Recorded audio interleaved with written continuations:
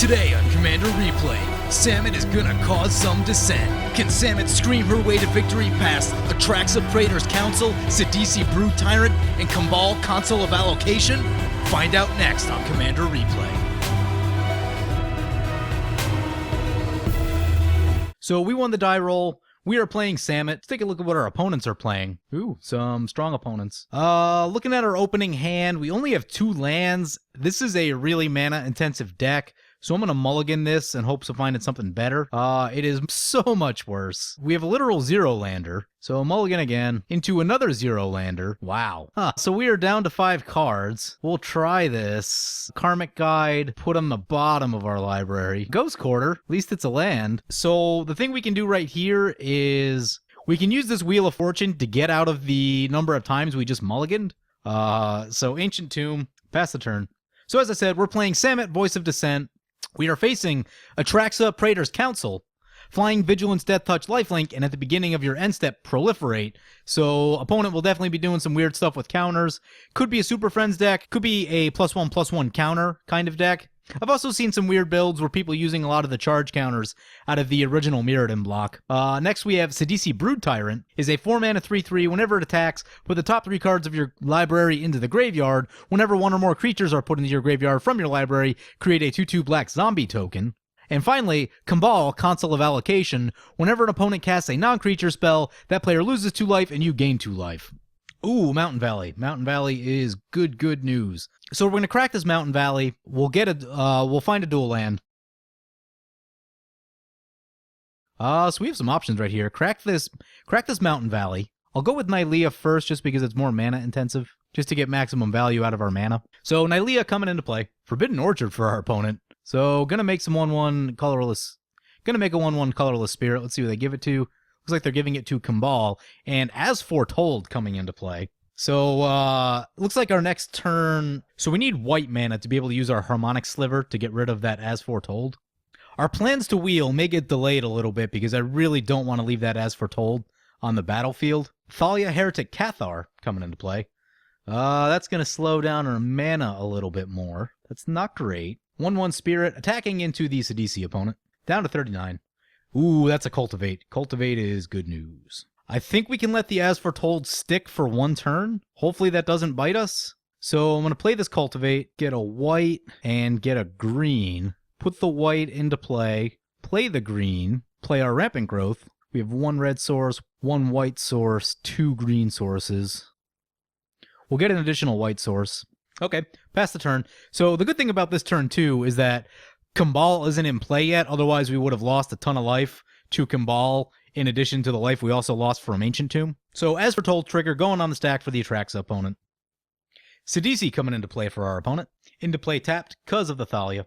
Phyrexian Delver, and a deranged assistant, so they'll get 2 zombies. Drana's Emissary for the Cabal opponent. Thalia going into the Sidisi opponent. And the 1/1 Spirit going at the Atraxa opponent. So Atraxa down to 39 and Sidisi down to 36. We draw Archangel of Thune. I'd prefer that card wasn't in our hand because we're probably about to wheel it away. We have 7 total mana.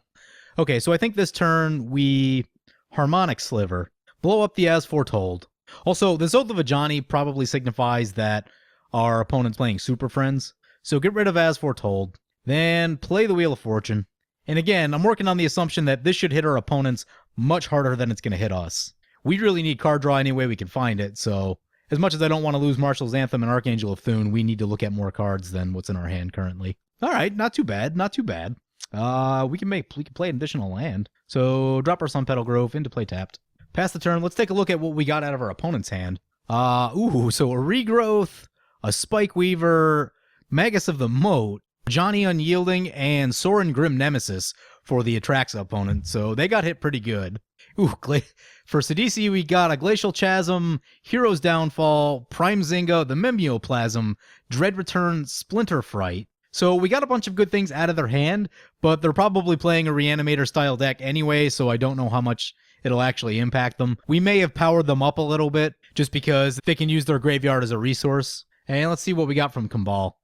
Sphere of Safety, Wretched Confluence, Cryptghast, Polluted Bonds, Oblivion Ring, Utter End, So yeah, we got some pretty good cards out of our opponent's hand.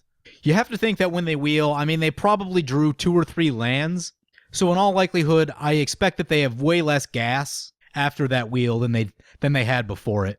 Sidisi Brute Tyrant going on the attack, attacking the Atraxa opponent. So we have a Recruiter of the Guard. Let me take a look at our deck list. See what interesting things we can find. Captain Sisay is interesting. Selfless Squire, meh. Elvish Piper is okay. Combat Celebrant is reasonable. I think I like the Captain Sisay right here. If that sticks in play for any reason, then that'll give us a ton of card advantage. So, Wheel of Fortune getting us out of that pretty bad mulligan situation that we got into.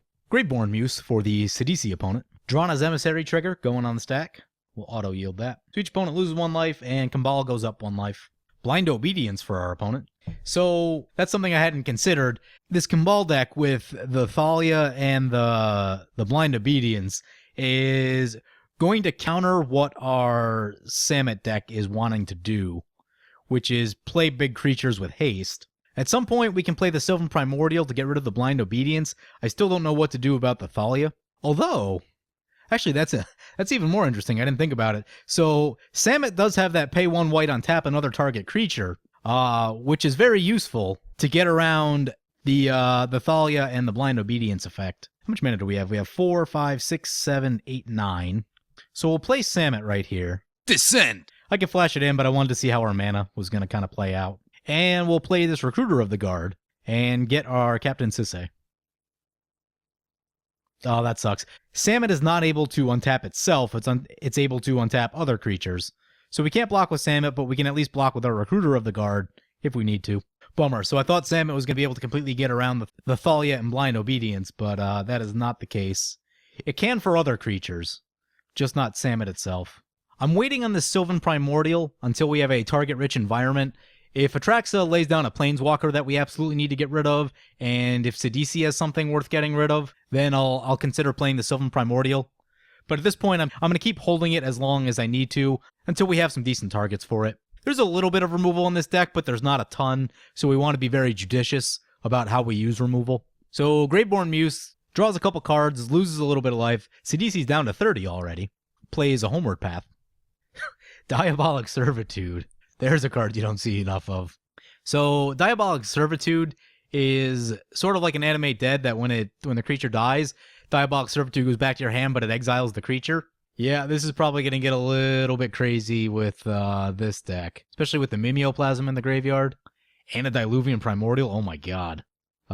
Please don't pick the Diluvian Primordial. Mimeoplasm, yeah, let me guess, coming in as Diluvian Primordial with... Okay, so it comes in as Archangel of Thune with 5+1/+1 counters. Okay, that's bad, but it could be worse. I was worried that he was going to go with the Diluvian Primordial and then Wheel of Fortune again, but I guess he already had so many cards in hand that it doesn't make sense for him to wheel, so that's good. Archangel of Thune will pump up the entire team if our opponent gains any life for any reason. Sidisi coming at us. Some of the zombies are going at the Atraxa opponent, and the Greatborn Muse also coming at us. Do we chump block everything right here?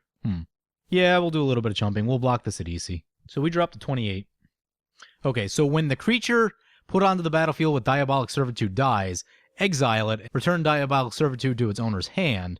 When Diabolic Servitude leaves the battlefield, exile the creature put onto the battlefield with it. So I think if we destroy all enchantments, then that should get rid of the Diabolic Servitude. That would also get rid of this Blind Obedience, as well as the Oath of Ajani.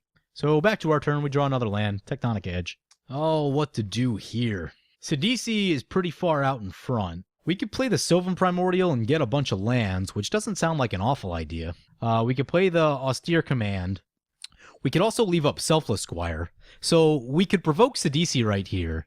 The problem with the thing I don't like about Sidisi is 1, the life gain, and 2, the Diluvian Primordial in their graveyard. Maybe Sylvan Primordial is the right play right here. We'd have 10.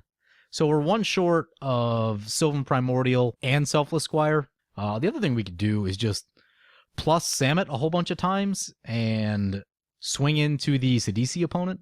I think we go with Austere Command this turn. I think I'm going to leave up the Selfless Squire right now and just try to do a ton of damage to... Oh, it's 4 for that ability.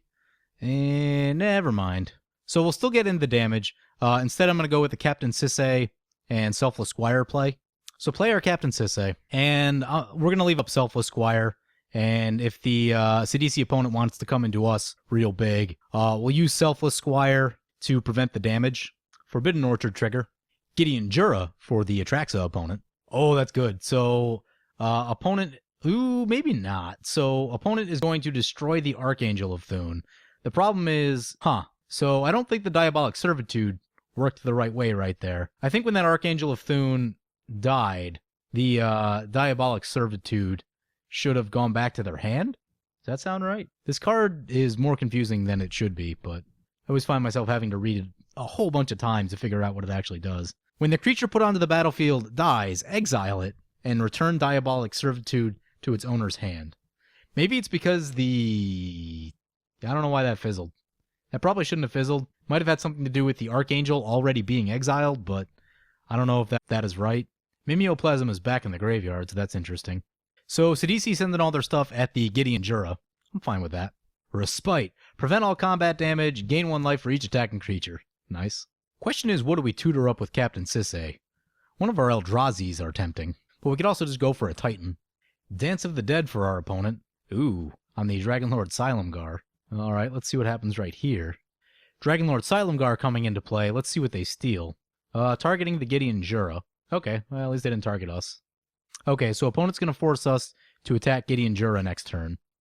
We can play our Sylvan Primordial to get rid of the Gideon Jura, and then we won't have to attack it. So Cabal opponent spreading out their attacks, hitting the Atraxa opponent and the Gideon Jura for the Sidisi opponent. So Gideon Jura down to 4 counters. Merciless Eviction, exile all creatures. Very nice. So that's exactly what we needed right here. I feel much better just getting rid of all of Sidisi's creatures right now. So use our Captain Sisse. We have quite a bit of mana, so let's get Kozilek. Or do we want Emrakul? Let's get Emrakul. So every creature getting exiled, we draw a Baneslayer Angel. So play our Tectonic Edge.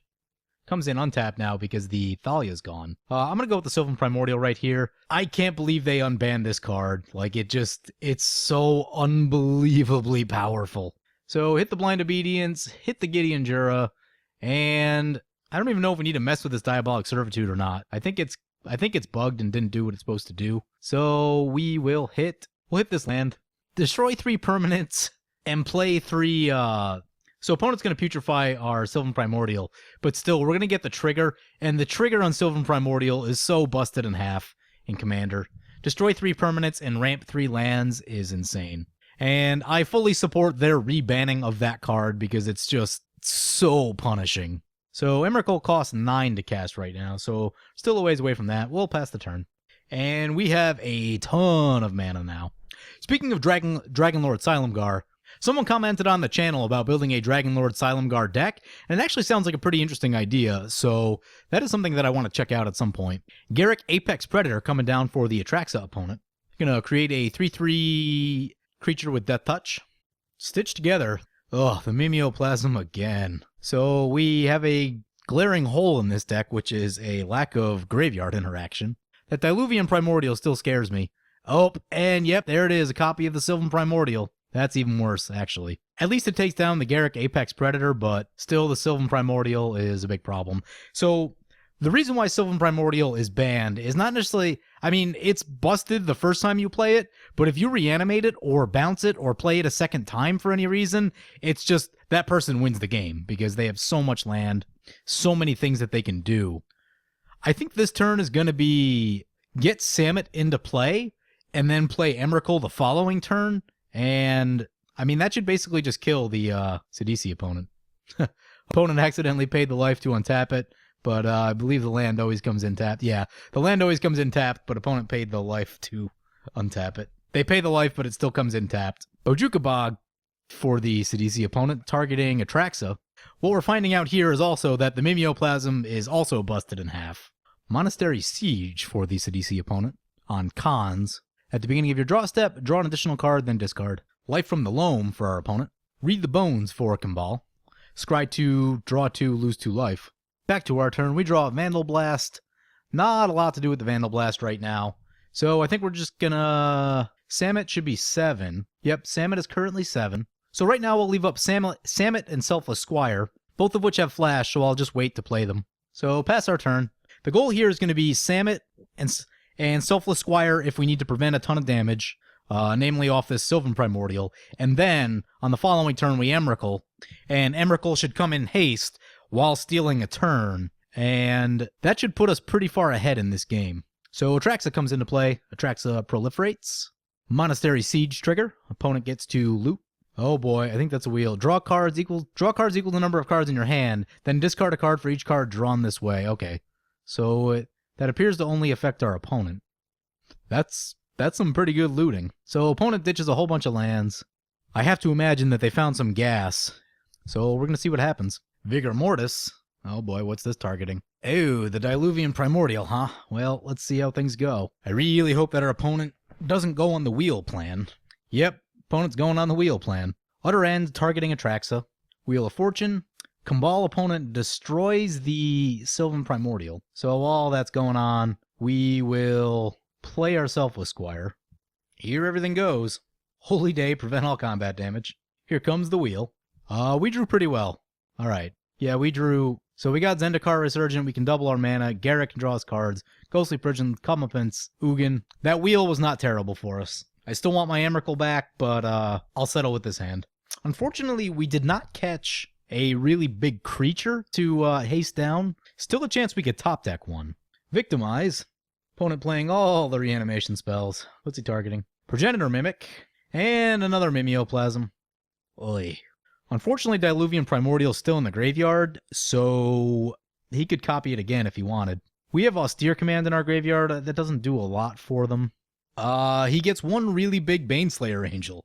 Holy crap, that's an 18/18. But the good news is, he's tapped out, so we're going to cast Samut on the end step here. If we play Garruk, that makes Nylea a creature, and that's 12 damage right there. So then we just need a little bit of extra punch, and we can finish off the Sidisi opponent. Noxious Gearhulk for our opponent. So let me guess, targeting the Baneslayer Angel and gain 18 life? Yep, that's what I thought. It's a good plan. Baneslayer Angel down, Cabal opponent up to 60. So end step, time to recast Samut. Voice of Dissent! We draw a land. Let's think about our mana here. So right here, we play Zendikar Resurgent, play this Garruk. Nylea is now active. So that's 6 damage, 7 damage, 13 damage. We can make a 3/3 beast. Yeah, let's do that. We can make a 3/3 beast. We won't get the draw right away. So make a beast, crack this Bloodstained Mire, get a Plateau, play Ghostly Prison, and attack into the Sidisi opponent and try to eliminate him from this game.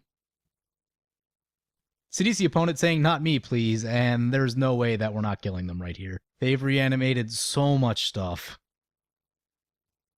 Alright, so Sidisi at -1, finally out of the game. No more Mimeoplasm triggers. Annoying ass Reanimator down! Opponent salty about losing with their Sidisi Reanimator deck. So we can hold Comeuppance to protect our Garruk, which I think is what we're going to do. And we can also do untap shenanigans with Samut.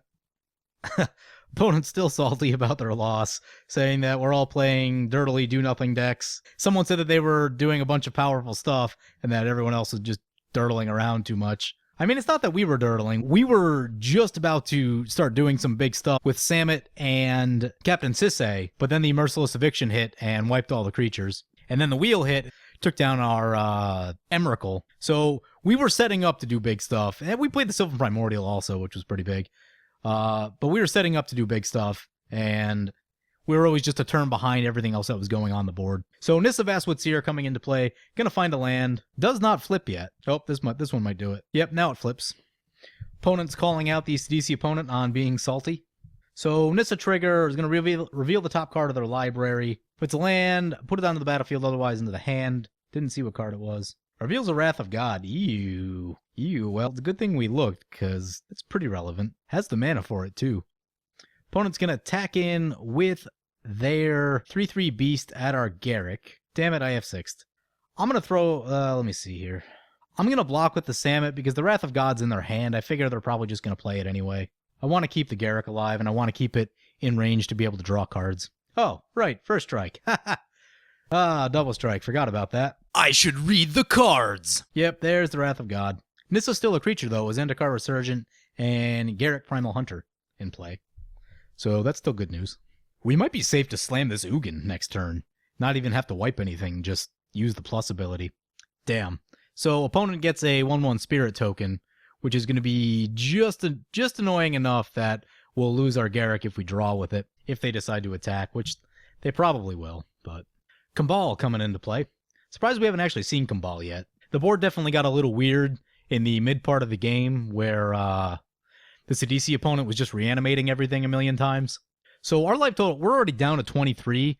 That makes Kambal not great for us because fortunately we are running a lot of creatures, but do I comeuppance this 1/1 token at the Garruk? Ugh, I really don't want to, but I would love to keep our Garruk in play. You know what? None of these decks are really creature threatening, so I'm gonna fire the comeuppance right here. We'll lose 2 life. Atrax is clearly on the Planeswalker plan, and Kambal seems to be pretty control heavy. So for now, I think it's worth using that comeuppance so that we can keep our Garruk in play. We can use Garruk to shoot the Kambal. We can attack the Nissa with Nylea. Let's play this land. Okay, so play the Lifecrafter's Bestiary. So get us more card draw. Lose 2 life. Not a lot of life gain in our deck. We have Baneslayer Angel and Archangel of Thune. And I think both of those are gone already. Cast our Samut. Samut's getting pretty expensive. How much mana do we have left? We have 1, 2, 3, 4, 5, 6, 7. That's 14. Okay, we're in pretty good shape. So draw a card off Zendikar Resurgent. Draw Wrath of God. We're going to pay to draw right here. So add some green. Pay. Ooh, Aurelia. That's the card we wanted to see. And our opponents are mostly tapped down. Kambal has 4 mana up. They could do something with that. So we're probably at a choice between Aurelia and Ugin. 1, 2, that's 6, 7, 8. Oh wow, we have enough to do all this. This is crazy. Farseek, not super helpful. Pay to draw. We draw land. Go to combat. Nope, Swords of Plowshares on the Aurelia. That sucks. Yeah, that's annoying. So kill this Nissa and swing into the Kambal opponent.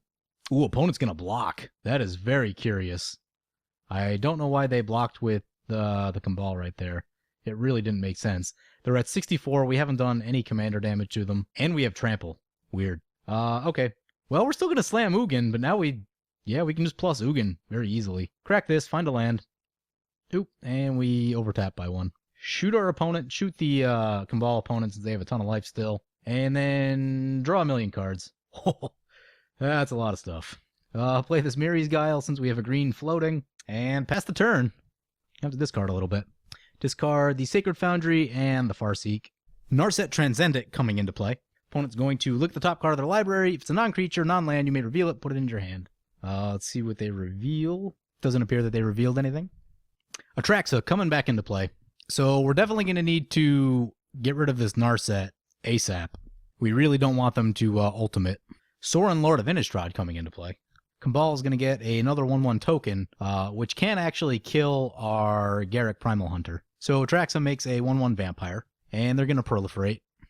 So the problem I'm worried about right now is that this Atraxa opponent is probably just going to keep slamming Planeswalkers every turn, and that's really going to soak up a lot of the damage that we can deal, because we're going to have to keep dealing with the Planeswalkers. Phyrexian Arena for the Kambal opponent. Kambal coming back into play.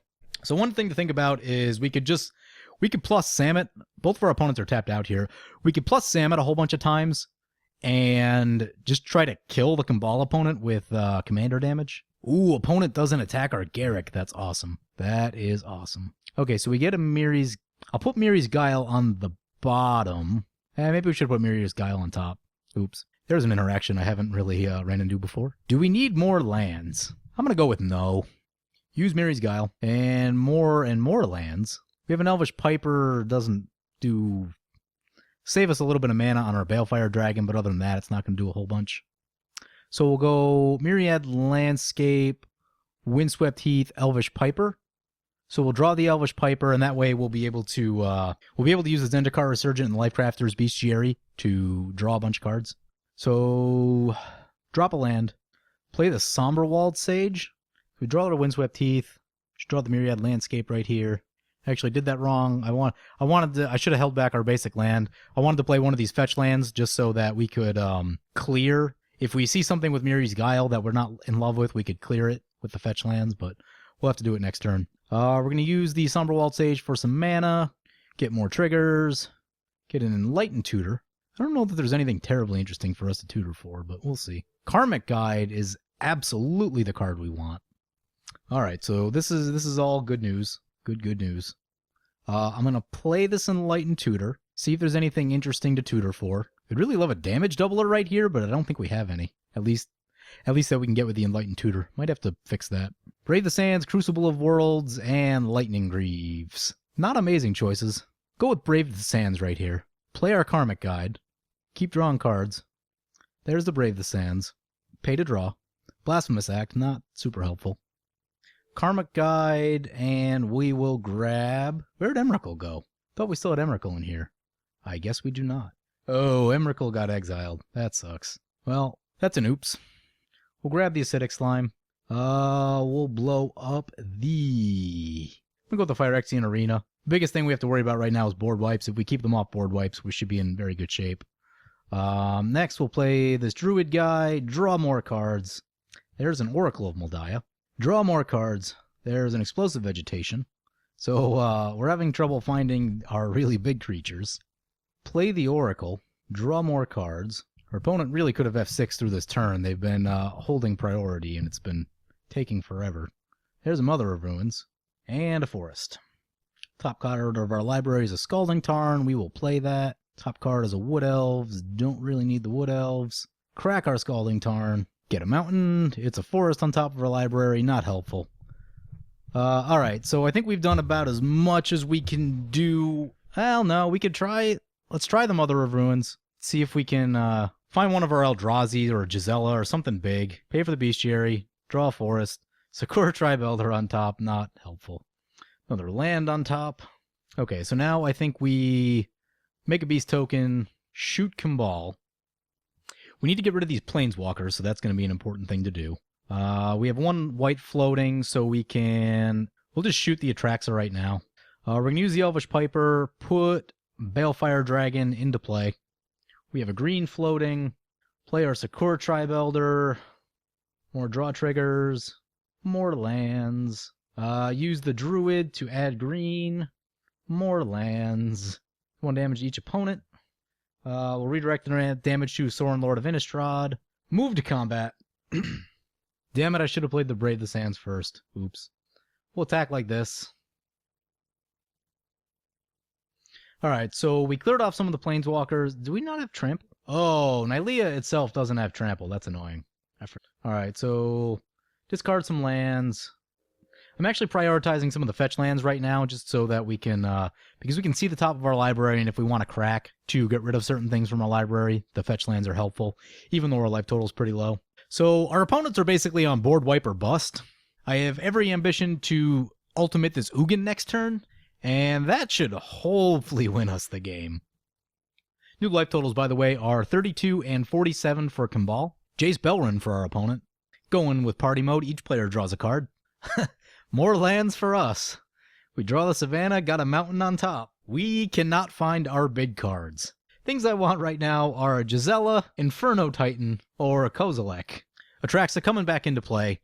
That's good news for us. That means that our opponent probably doesn't have that much in their hand. If playing Atraxa is the best thing they could do, like I said, our opponents are really on board wipe or bust. So if they're just going to try to defend themselves with Atraxa, then that's all right by us. Pretty sure I need to add a Reliquary Tower to this deck. Sanguine Bond for our opponent. Uh-oh. Hopefully they don't have the combo. Obsidian Ghost Council. Okay. Bet they hit us with the damage. Yep. Opponent hits us for 2. They're going to gain 2 life. Sanguine Bond triggers, so we're going to lose 2 more life. So we need to kill this Kimball right now. Also, our clock is running low. Denzel Washington is out of time. Alright, so I'm going to scry the land away. Insurrection. Our opponents aren't really playing creatures, so that's... Insurrection is not the best right here. Sun Titan is reasonable. Still not the most damaging Titan, though. I'm not going to pay for the Karmic Guide right here. We have Lightning Greaves on top. Play Sun Titan. Hope to draw into something. We draw the Insurrection. We'll get a Harmonic Sliver to take down the Sanguine Bond. Oh, I forgot about our Ugin ability. That'll be important. Alright, now we're talking. So, Avenger of Zendikar, Fauna Shaman, Rex Sage, Windswept Heath, Boots, Land. Go to combat. attack like this. I didn't really add it up all that well, but we are very, very low on time. There it is! Oh, man.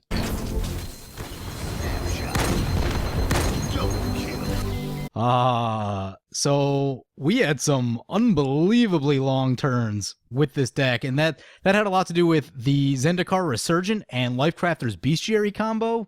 If you're playing creatures and you just keep slamming creatures with a lot of mana open, you can keep drawing and playing more creatures, playing more creatures, and that's what we did. And that worked beautifully.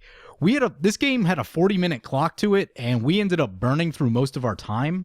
We had 46 seconds left, so that's how many triggers we kind of had to manage. Also, at points, we were leaving up mana with Samut to do untap shenanigans or play the Selfless Squire, which cost us a little bit of time in the mid game. And but I think part of it too is that our opponents didn't F6 on one or two of those really long turns that we took. So it took even more time for us to click, wait for them to respond, and then you lose those kind of fractions of seconds as, you know, your opponents respond to the triggers.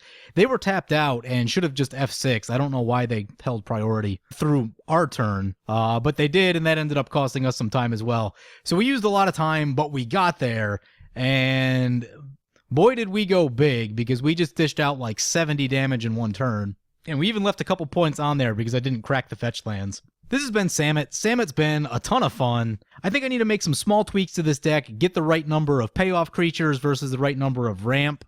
I seem to be drawing just tons and tons of lands every game with this deck. And I've only played 2 games so far, but both games had a ton of mana.